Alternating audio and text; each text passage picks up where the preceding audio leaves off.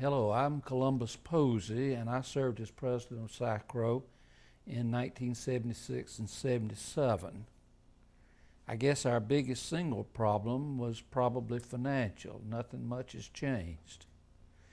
Travel to all executive committee meetings was financed by the individual members of the executive committee, with no support at all from the organization. I had been on the executive committee for 4 years, having served as treasurer for 3 years, and then, of course, a year as president-elect. Another really significant problem we had back then was an effort by SACRAO to break up SACRAO. A lot of people don't know about this one.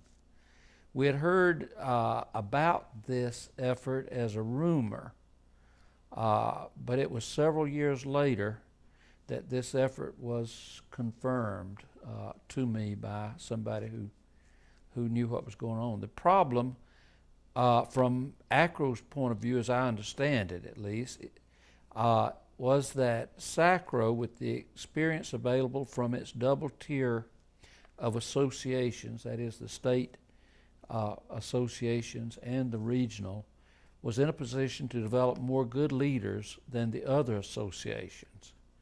SACRAO was, to use today's vernacular, overrepresented in SACRAO's leadership.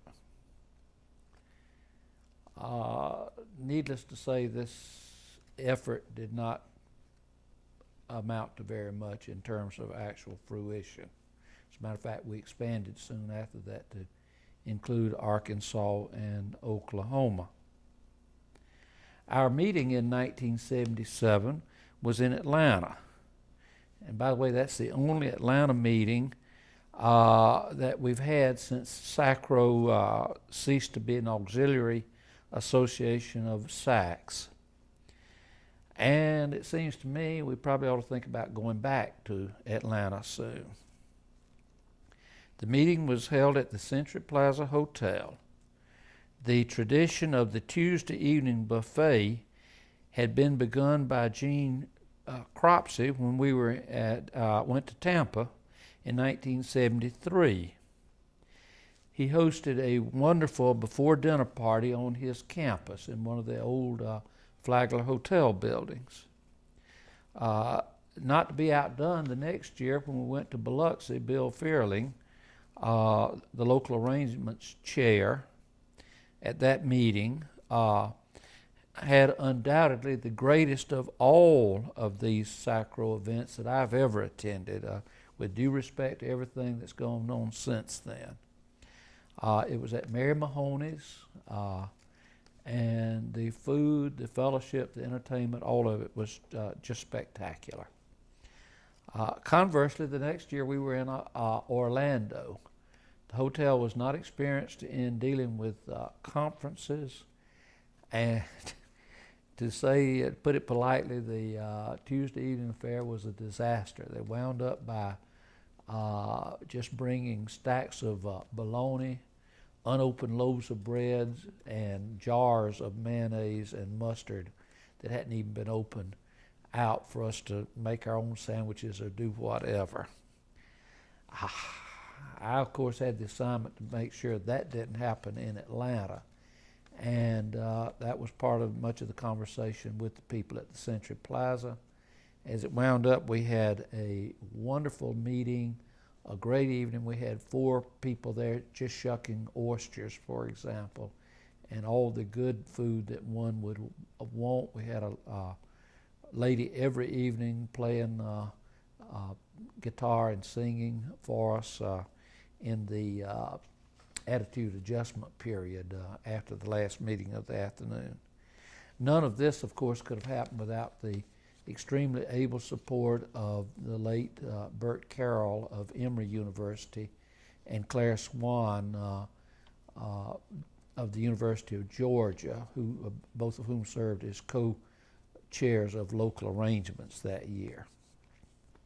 Back to the problems, and that's what they told me that we wanted to talk about, was problems that we had. Nobody said anything about putting accomplishments on this tape, so I'm going to talk about problems. But another real problem we had, and it again was associated with SACRAO, was the RAC. Now the RAC, acronym RAAC, for the, as I remember, the Regional Associations Advisory Committee, had been formed with representatives from all of the regional associations in the nation to review and make recommendations to the SACRAO Executive Committee. Briefly, the Middle States people had developed a real clique sort of thing, and they kept their leadership closed to anybody else. There was no rotation, and finally the whole thing just collapsed. Back to the expenses that we talked about earlier, one of the things we did was expand the size of the executive committee so that we'd have a representative. I don't remember exactly if this was that year or one of the other years, but so we'd have on the executive committee a representative from each state. The idea was that that person, since we were all paying our own way to go to the meetings anyhow, that person could represent his or her state at their state association meetings, usually in the fall, but sometimes at other parts of the year, thereby reducing the travel budget for SACRAO very substantially.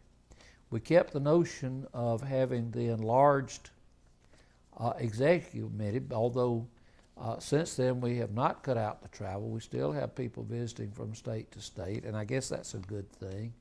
And although we have a membership on the executive committee equal to the number of states, we do have states that have 2 representatives, and now in modern terms, and I guess that's not an inappropriate movement for the group to go in.